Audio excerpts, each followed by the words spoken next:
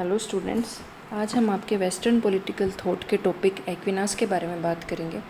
इससे पहले हमने इनके राजनीतिक विचार देखे थे, जिसको एक बार हम रिपीट कर लेते हैं। इन्होंने राज्य के बारे में क्या कहा था कि राज्य एक स्वाभाविक संस्था है। अगर मनुष्य का पतन नहीं हुआ होता तो भी राज्य वहाँ मौजूद होता, क्योंकि मनुष्य है वह स्वभाव से एक सामाजिक राजनीतिक प्राणी है। तो राज्य के संबंध में उनके विचार अरस्तु से मिलते जुलते थे। उन्होंने अरस्तु का समर्थन किया था कि मनुष्य है जो स्वभाव से ही राज्य की आवश्यकता होती है। फिर हमने देखा उनके राज्य व चर्च संबंधी विचार, जिसमें उन्होंने चर्च को राज्य से ऊपर रखा था, क्योंकि चर्च से परलौकिक सुख की प्राप्ति होती है, वह राज्य से भौतिक सुख की प्राप्ति होती है। और क्योंकि परलौकिक सुख भौतिक सुख से बड़ा है या भौतिक सुख परलौकिक सुख से तुच्छ माना जाता है, इसीलिए चर्च के अधीन राज्य को रहना चाहिए, क्योंकि चर्च है उसमें ईश्वरीय कानून का पालन होता है। उन्होंने इसका एग्जाम्पल एक जहाज़ का एग्जाम्पल लेके दिया था कि जैसे जहाज़ होता है उसमें चालक वह बढ़ई होता है। बढ़ई का काम होता है कि अगर जहाज़ में कोई भी टूट फूट हो रही है उसको ठीक करना, और चालक का काम क्या होता है? मार्गदर्शन। जहाज़ को किस तरफ लेके जाना है ये मार्गदर्शन चालक देता है। तो इन्होंने कहा जिस प्रकार जहाज़ में चालक की उपस्थिति मुख्य होती है, उसी प्रकार राज्य में चर्च की उपस्थिति मुख्य होती है। उन्होंने राज्य को एक बढ़ई से कंपेयर किया था और चर्च को एक चालक से, कि वह बताता है कि इस जहाज़ को कहाँ जाना है। इसी प्रकार चर्च है वो राज्य को बताता है कि क्या सही है, क्या गलत है, क्या ईश्वरीय कानून है, ईश्वर क्या चाहते हैं। इसलिए इन्होंने चर्च को राज्य से ऊपर रखा था। फिर उनके दास्ता संबंधी विचार देखे। उन्होंने अरस्तु के भांति दास्ता को भी एक संस्था के रूप में स्वीकार किया था, लेकिन उन्होंने कहा कि दास्ता का यूज़ क्या होना चाहिए कि जो सैनिक हैं उनको दास्ता का भय दिखाकर युद्ध में साहस व जोश के साथ काम करना चाहिए, क्योंकि अगर आप सैनिकों को दास्ता का भय दिखाओगे तो अधिक साहस के साथ लड़ेंगे, क्योंकि कोई दास नहीं बनना चाहता। जोश के साथ लड़ेंगे तो युद्ध में आपको सैनिकों को दास्ता का भय दिखाना चाहिए। फिर हमने उनके सरकार के कार्य देखे थे। उनके सरकार के कार्य क्या थे? सरकार को जन कल्याण के कार्य करने चाहिए, जैसे जनसंख्या पर नियंत्रण रखना चाहिए, सड़कों को चोर उपद्रवों से मुक्त रखना चाहिए, भार व नापतोल की व्यवस्था होनी चाहिए, कानूनों का सही ढंग से पालन होना चाहिए। तो ये सब हमने देखा था, और भी कार्य थे, तो ये सरकार के कार्य उन्होंने बताए थे। उन्होंने शासक के बारे में क्या कहा था? शासक के बारे में उन्होंने कहा था कि ईश्वर द्वारा प्रदत्त अधिकार है ये। अगर कोई व्यक्ति शासन कर रहा है तो उसे ईश्वर ने ये अधिकार दिया है, इसलिए शासक को शासन करते समय जन कल्याण को ध्यान में रखना चाहिए। शासक को ऐसी परिस्थितियों का निर्माण करना चाहिए जिससे मनुष्य जीवन को अच्छा बनाया जा सके। तो उन्होंने शासक का मुख्य कार्य क्या बताया कि आपको ये जो शासन कार्य है ये ईश्वर ने प्रदान किया है, तो आप उसका यूज़ है दूसरों के कल्याण के लिए कीजिए। आप मानव जीवन को अधिक सुगम, अधिक सरल और अधिक अच्छा बनाने के लिए अपना शासन कार्य कीजिए।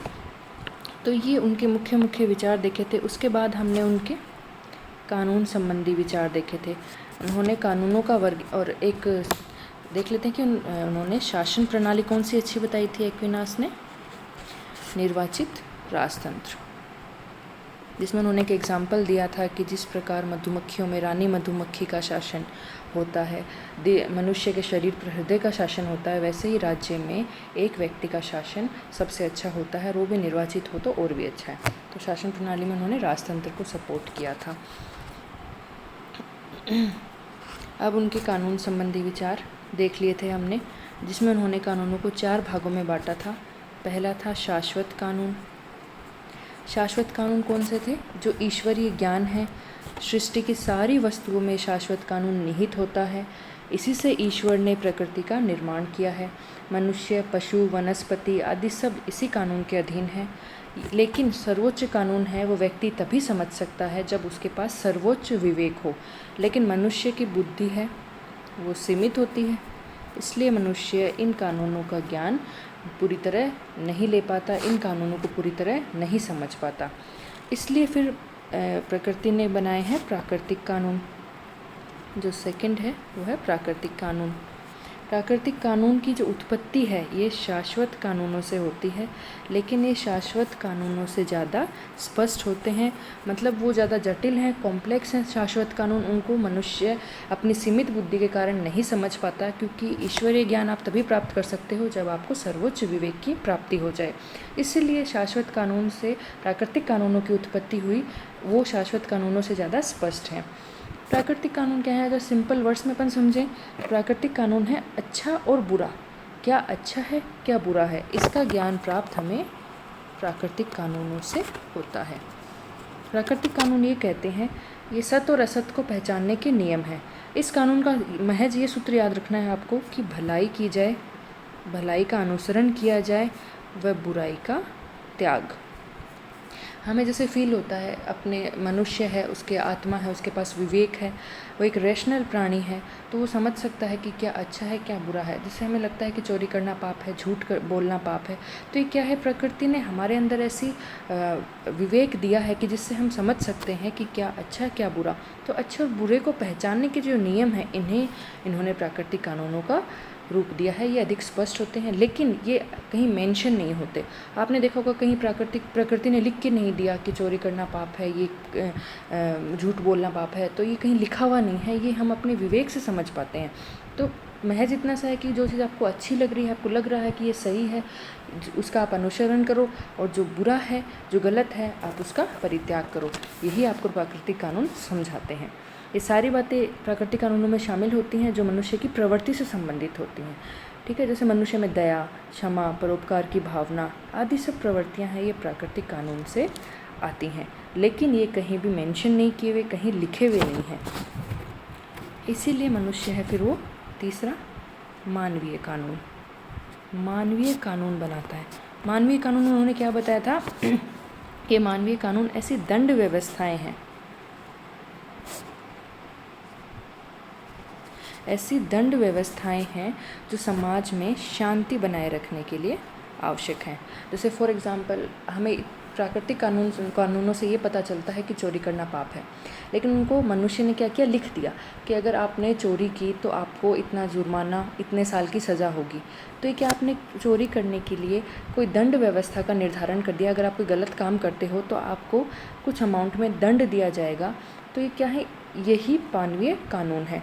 यानी दंड के भय से लोग बुरा काम नहीं करेंगे और समाज में शांति बनी रहेगी। और इन कानूनों को मैकिनास ने सबसे निम्न श्रेणी का, उन्होंने जो 4 श्रेणियां बताई थी उसमें से सबसे निम्न श्रेणी का माना है इन्होंने। ठीक है, और ये मानवीय कानून है, ये मनुष्य द्वारा बनाए जाते हैं, मनुष्य तक सीमित होते हैं।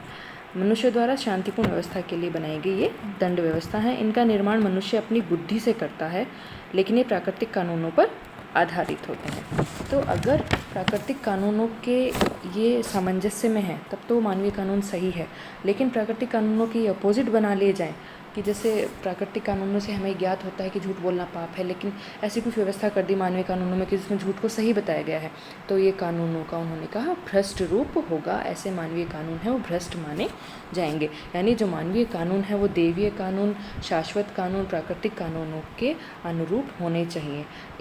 इसी ये जो यहाँ बात इन्होंने कही है कि मानवीय कानून ईश्वरीय कानून के बराबर में होने चाहिए, मतलब उनके पैरेलल होने चाहिए, उनके अपोजिट नहीं होने चाहिए। इसी से इन्होंने देवीय कानून को मानवीय कानूनों के ऊपर रख दिया, क्योंकि उन्होंने क्या कहा, मानवीय कानून है वो देवीय कानून के जैसे होने चाहिए। यानी आपको देवीय कानून ऊपर रख दिए उन्होंने कि देवीय कानून को देखो, उनके जैसे ही मानवीय कानून बनाओ। इसीलिए मैंने बताया था कि उन्होंने चर्च को राज्य से ऊपर रखा। क्यों, राज्य में मानवीय कानून लागू होते हैं और चर्च में ईश्वरीय कानून। ठीक है, अब चौथा उन्होंने बताया था कानूनों का प्रकार था, वो था देवीय कानून। देवीय कानून इन्होंने प्राकृतिक कानून से इनको निम्न स्थान दिया है। इनके 2 भाग बताए थे, ओल्ड टेस्टामेंट, ये जो बाइबल है इसमें होता है, और ये न्यू टेस्टामेंट, मतलब जो नए देवीय कानून है वो न्यू टेस्टामेंट, और जो पुराने कानून है उनको ओल्ड टेस्टामेंट। यानी जो देवीय कानून है ये वह विधि है जिसे ईसाई धर्म ने संसार के समक्ष प्रकट किया है, व जिसका पालन चर्च के द्वारा किया जाता है। जिस भी कानून का पालन चर्च द्वारा किया जाता है ईश्वरीय कानून है, वो देवीय कानून है। ठीक है, जब मनुष्य विवेक शून्य हो जाता है तो ये देवीय विधियाँ मनुष्य में उत्पन्न कमियों को दूर करती हैं। ये मनुष्य को परलौकिक सुख की प्राप्ति करवाते हैं। दैवीय कानून सबके लिए नहीं होते। इन्होंने कहा कि जो धर्म को मानता है, जो निष्ठा रखता है, वही इसकी उपयोगिता समझ सकता है। यानी इन्होंने कहा कि जब मानवीय कानून गलती करेंगे तो दैवीय कानून उन्हें सही दिशा दिखाएंगे। ठीक है, तो ये इन्होंने कानूनों के 4 प्रकार बताए थे। अब आज हम देख लेते हैं कि एक्विनास को मध्य युग का अरस्तु क्यों कहा जाता है। इन्हें मध्य युग का अरस्तु कहा जाता है, ये आपसे पूछा जा सकता है। तो देखते हैं कि इनको मध्य युग का अरस्तु कहा क्यों जाता है। संत थॉमस एक्विनास मध्य युग का महानतम समन्वयवादी का मतलब जैसे 2 अलग अलग विचारधाराएं हैं, 2 विचारक हैं, उन्होंने अपनी अपनी विचारधाराएं कहीं, उनमें सिमिलरिटी ढूंढना, उनमें समन्वय करना, उनको जोड़ना, यही समन्वयवादी विचारक का काम होता है। तो वह महानतम समन्वयवादी विचारक था और समन्वयवाद की भावना के अनुरूप उसने ईसाई चर्च की शिक्षाओं और अरस्तु के दर्शन के मध्य समन्वय किया। यानी अरस्तु थे, मैंने बताया था कि वो विवेक का ये मानते थे कि विवेक मनुष्य में प्रधान होता है, और ईसाई धर्म क्या होता है, वो कहता है कि मनुष्य में आस्था की प्रधानता होनी चाहिए। यानी विवेक और आस्था में क्या डिफरेंस है। अगर आप विवेक को प्रधान मानते हो तो आप क्या करते हो, किसी भी चीज़ में अपना जो रैशनैलिटी है वो लगाते हो कि यार ये जो मैं कर रहा हूँ ये सही है या नहीं, ये गलत हो सकता है।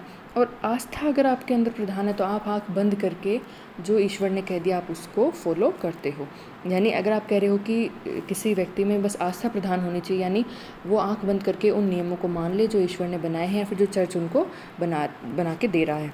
और अगर आप कह रहे हो कि उसमें विवेक की प्रधानता होनी चाहिए, यानी वो चर्च के नियम जो के तो नहीं मानेगा, वो खुद से सोचेगा कि ये मेरे लिए सही है या नहीं, ये समाज के हित में है या नहीं। ठीक है, तो इन्होंने आस्था और विवेक का समन्वय किया था। एक्विनास ने अरस्तु के दर्शन रूपी नींव पर चर्च, धर्मशास्त्रीय विचार और पोप के श्रेष्ठता रूपी भवन का निर्माण किया। एक्विनास ने अरस्तु के विचारों का बाइबल की शिक्षाओं के साथ समन्वय करके एक पूर्णतः नई विचारधारा का जन्म किया। तो मैंने बताया था कि इन्होंने आस्था प्लस विवेक, अरस्तु ने विवेक बताया था, और ईसाई धर्म है वो कहता है कि आस्था होनी चाहिए ईश्वर में। तो ईसाई धर्म की जो बाइबल है उसकी शिक्षाओं का अरस्तु के ज्ञान के साथ इन्होंने समन्वय किया था। एक्विनास पर अरस्तु का बहुत बड़ा ऋण है। वह अरस्तु की विचारधारा से अत्यंत प्रभावित है, लेकिन वह उसे पूर्ण सत्य नहीं मानता।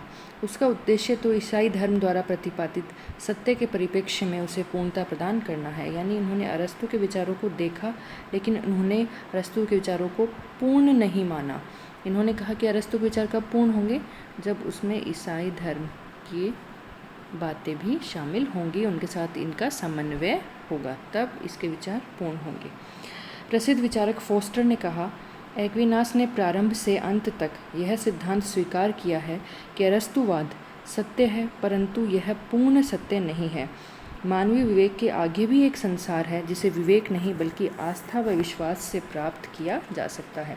उन्होंने कहा कि अरस्तु ने विवेक की बात की है, लेकिन उससे आगे भी एक संसार होता है जिसे सिर्फ मनुष्य अगर आस्था रखता है उसमें तो ही देख सकता है। यानी मतलब सिंपल शब्दों में उन्होंने कहा कि भाई ईसाई धर्म है वो विवेक से आगे है, उसको आप ईश्वर में आस्था रखकर समझ सकते हो, और अरस्तु ने महज विवेक की बात की। तो उन्होंने कहा कि अगर ईश्वर में आस्था है वो विवेक को पूर्णता प्रदान करती है। अरस्तु तर्क और विवेक को सत्य प्राप्ति का साधन मानता था। इन्होंने कहा अरस्तु ने सत्य प्राप्ति कैसे होगी, जब आप तर्क व विवेक से काम करेंगे। एक्विनास इस बात को मानता है, लेकिन इससे आगे ये कहता है कि कुछ सत्य ऐसे भी हैं जिनका ज्ञान मानवीय विवेक के द्वारा नहीं हो सकता। इसके लिए आस्था या ईश्वरीय कृपा प्रमुख साधन है। अरस्तु का मानना है कि मानव समाज की रचना सभी व्यक्तियों के हित के लिए हुई है।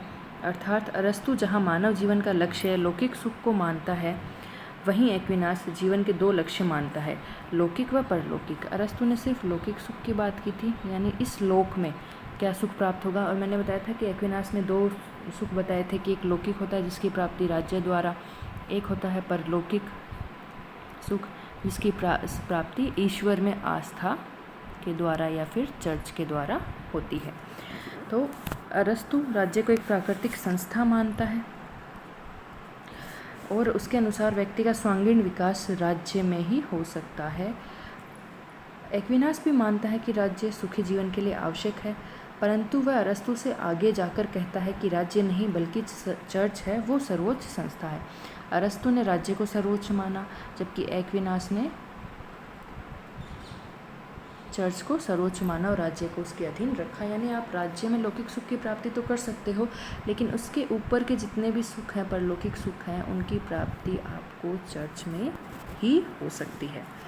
एक्विनास ईसाई धर्म के इस परंपरागत विचार को ठुकरा देता है कि मनुष्य के पतन के कारण उसके पापों को दूर करने के लिए राज्य की उत्पत्ति हुई है। ईसाई धर्म यह मानता था कि मनुष्य का पतन हुआ, मनुष्य में पाप की उत्पत्ति हुई, इसके कारण राज्य की उत्पत्ति हुई। ये कहते हैं एक्विनास की राज्य एक स्वाभाविक संस्था है, इसका उद्देश्य नागरिकों को शुभ जीवन की प्राप्ति में सहायता देना है।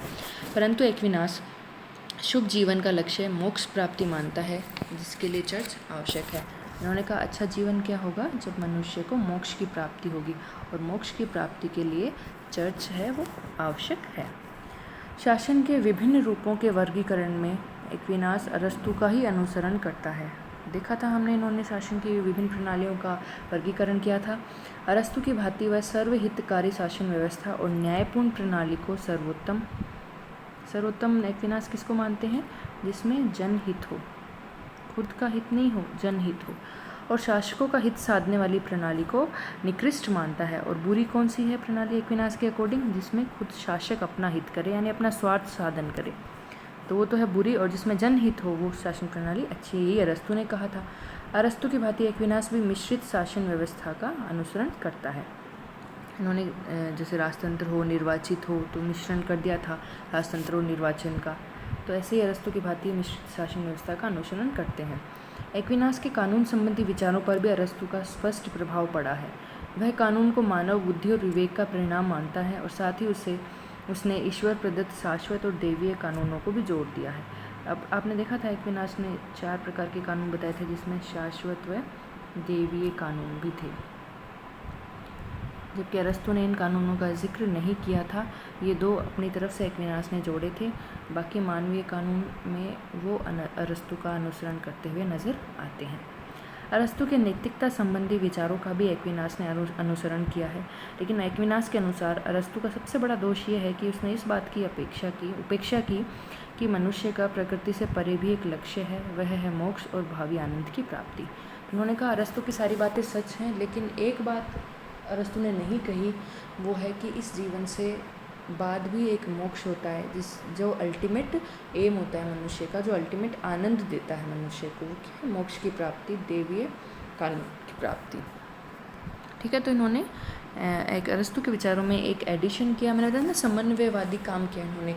मतलब अरस्तु ने अगर अपने कुछ विचार दिए हैं तो वो फॉलो करते हुए उनमें कुछ जोड़ देना, कुछ घटा देना। ठीक है, तो ये समन्वयवाद उन्होंने अरस्तु के विचारों में किसका किया, ईसाई धर्म का किया। स्पष्ट है कि एक्विनास पर ये सब बातें हमने देखी, तो क्या है इससे स्पष्ट कि भाई अरस्तु का गहरा प्रभाव था एक्विनास पर। वह अरस्तु के विचारों का खंडन नहीं करता, लेकिन उसे पूर्ण सत्य भी नहीं मानता। एक्विनास ने अरस्तु की बातों को अंतिम सत्य नहीं बल्कि ईसाईयत को अंतिम सत्य माना है। कुछ बातों में वह अरस्तु की धारणा को स्वीकार करते हुए भी ईसाई धर्म के सिद्धांतों और आदर्शों को उससे ऊंचा स्थान देता है। इस कारण यह कहना सर्वथा उपयुक्त है कि अरस्तु के दर्शन रूपी नींव पर एक्विनास ने ईसाई भवन का निर्माण किया है। यानी नींव उन्होंने कौन सी रखी, अरस्तु के विचारों की,